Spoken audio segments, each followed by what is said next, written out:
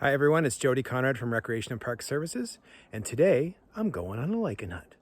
Before I head out though, I want to just show you a couple of things that I bring with me. And keep in mind, I'm literally just going out the back door here, folks, maybe at most 300-400 meters away from my deck. So I'm not taking some of the usual things that I would carry with me in the woods, like map and compass and extra layers and a lot of food and that sort of stuff. But here's what I'm gonna bring.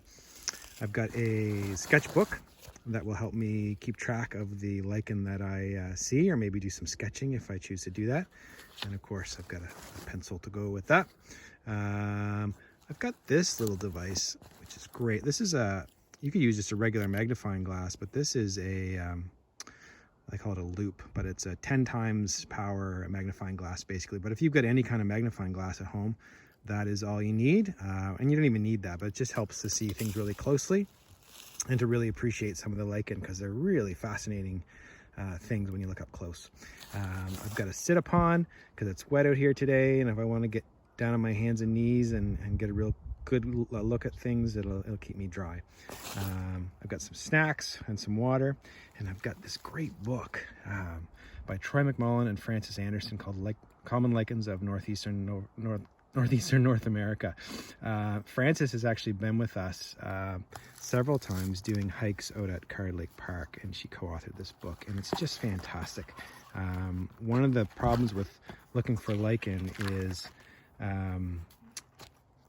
they don't often go by their common names. It's a very scientific field, and so this book gives you the common names.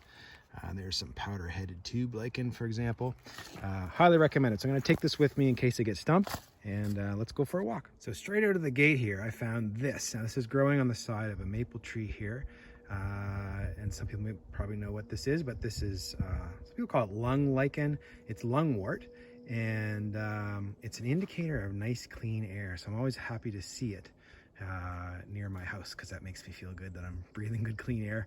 Now check this out. I'm gonna splash some water on this lichen. Right now it looks kind of brown because it's dried up after the rains the other day, but I'm gonna ungracefully splash some water on this lichen and see what happens right down here.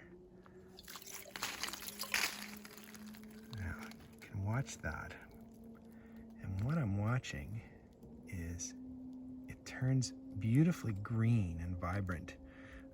It takes a little bit, but it's really nice to see this lichen after a rainstorm, to go out and walk in the woods, and it just almost glows on the side of the trees. Glows maybe a bit dramatic, but very, very vibrant green and lush looking. Have a look at that. It's really pretty. Okay, let's move on. Some lichen have really cool names like fairy puke or old man's beard or British soldier.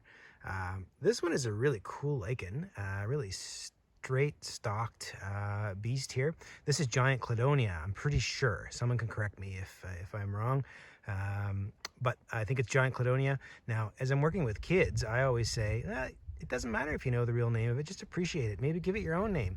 So I might call this, I don't know, perfect posture lichen. Let's go with that. Giant cladonia, aka perfect posture lichen. Speaking of old man's beard, we found some.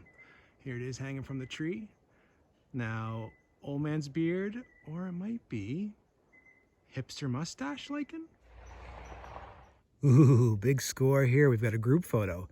We've got on the left British soldier lichen, the red hats right there.